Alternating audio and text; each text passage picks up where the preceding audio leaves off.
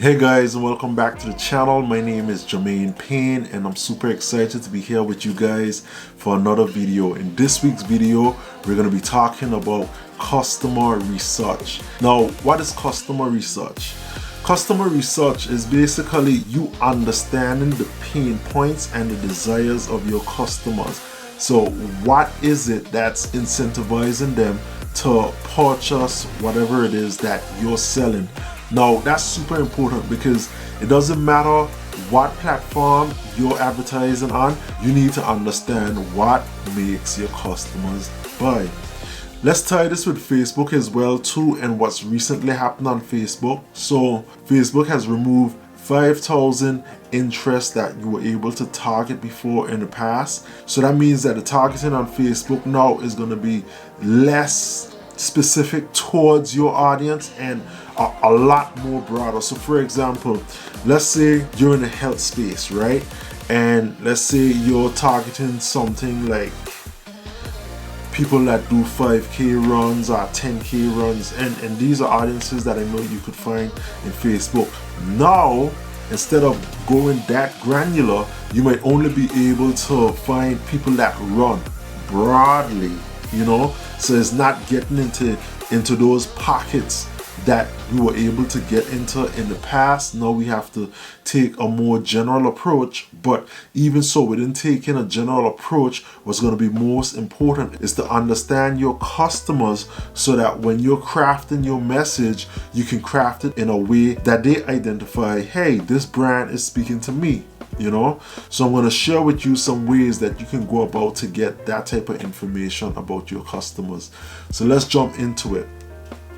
Number one, now I'm going to assume that you've already done your market research and you confirm that there is demand for the product that you are selling, because without demand, going on to the next step doesn't even make any sense, because you want to validate that, hey, people do, and not just a few, a lot of people want to buy what it is that I'm selling.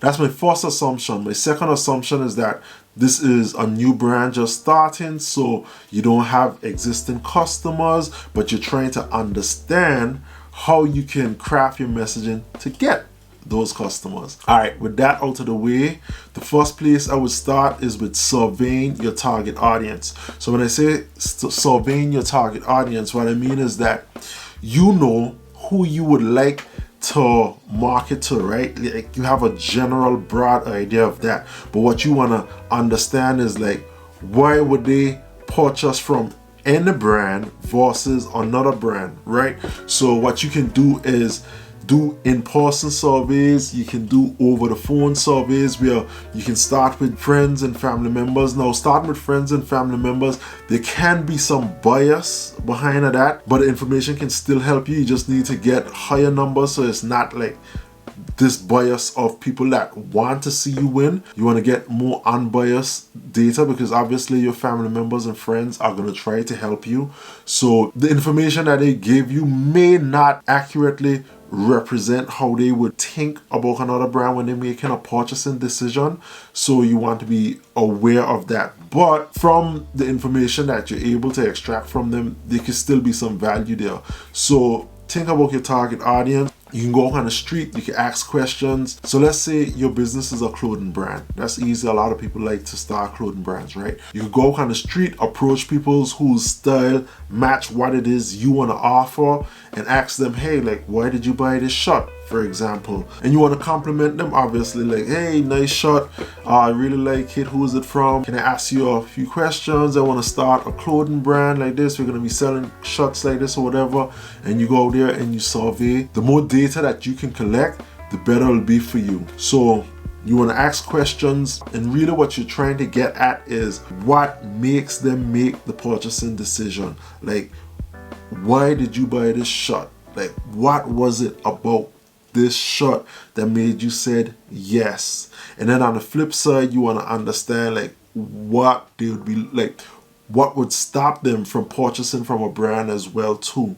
So you want to understand what causes them to buy, and then what causes them not to buy. All right, so the next way that you can get customer information is through reviews. You can look at competitor websites. You can go on Amazon. Amazon has like a host of reviews, a host of products, and basically what you want to do is go through the best reviews, go through the worst reviews, document them, understand like what was the point. Like in the best reviews, like you want to avoid the features and stuff like that, but what you want to definitely look at is the reason why they made the purchase. That's like everything that you need. So you need to collect a few of those. You can go on some competitor websites, again go through the reviews. Usually on competitive websites, when you go through the reviews, they'll tell you what they like about the product. You don't want to be just focusing on the features. The reason why you'd focus on the features because you'd be thinking about how does that make the user feel, like what is that doing for them. You know, so it's not about the features, it's about the benefits. You don't sell the steak, you sell the sizzle. Right. All right. So next one, this is our third one. So you can go on forum sites like Reddit, sites like Quora, and you can do research on there. These are just communities. You can go on Facebook, like anywhere there's a community. You just want to go through the conversations and see what they're talking about, see what their feedback is like, because all you're doing is looking for consistencies. Yeah, there might be one or two other reasons that they're purchasing, but you want to find like the main 3 or 4, maybe 5 angles. 5, I say angles, but I mean reasons, 5 reasons that they're purchasing this product. And usually you do find consistencies. So sites like Quora, Reddit, you're in there in the community looking to see what consistencies you can find so that you can understand what the pain points are or what the desires are.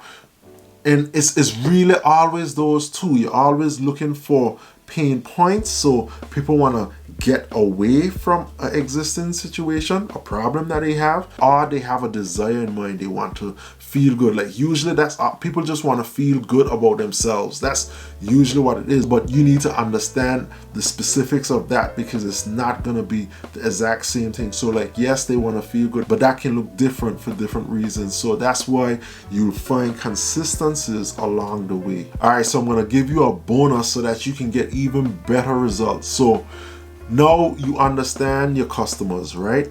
You know what their pain points are, you know what their desires are, but you don't stop there. That's before you have your customers. Now when you convince them to buy from you, then you want to go ahead and do surveys on them as well too. So you're surveying your existing customers, and as this grows over time, you'll be able to get even more quality data. So for example, what I recommend is that you take your best customers. These are your most loyal customers. They've been purchasing with you over the last 6 months, the last year, last 2 years, 3 years, whatever. You take them, you take customers who purchase only once, and you reach out to them. You try to figure out why they continue to purchase with you, and there's going to be tons of value in there. Your customers that only purchase once, you want to find out why they only purchase once, because when you find out why they purchase once or why a number of customers are only purchasing once, you'll figure out how you can improve. So it's like what areas you can improve upon, and improving these things are only going to get you better results. So you can look at it this way: there's something that you're not satisfying, or many things that you're not satisfying, boxes you're not ticking, and after getting that data, you're going to plug in them holes. So therefore it's like you're going to have less reasons for customers not to purchase. Now, this doesn't mean that every single customer is going to come back and purchase from you, but you're basically giving them less reasons not to purchase that second time. So you're just making your business better. All right, so you have all this data, right? And remember, I was talking about the consistencies. What you want to do with all the data that you get is create a buyer persona or customer profile, right? This is gonna consist of the age range, gender, psychodemographics. So psychodemographics is like the way they think, things that they're into, jobs, that sort of stuff. And what you want to do is create a document within your business. Now you can find examples of this online. Just pull up like a customer avatar template or something like that. It's going to show you, and then what you want to do is put all the information, the consistencies from that information into one central place, so that everyone in your company, especially who's doing the marketing, understands exactly who our ideal customers are and how we need to speak with them so that we can get them to purchase from us. I mean, ultimately that's the main goal, to get these customers to purchase from you and then for you to service them so that they have a great customer experience. I hope that you guys found this video very valuable. If you guys have any questions, just drop them in the comment section and I'll get back to you. That's today's video, and I'll see you guys in the next one. Peace.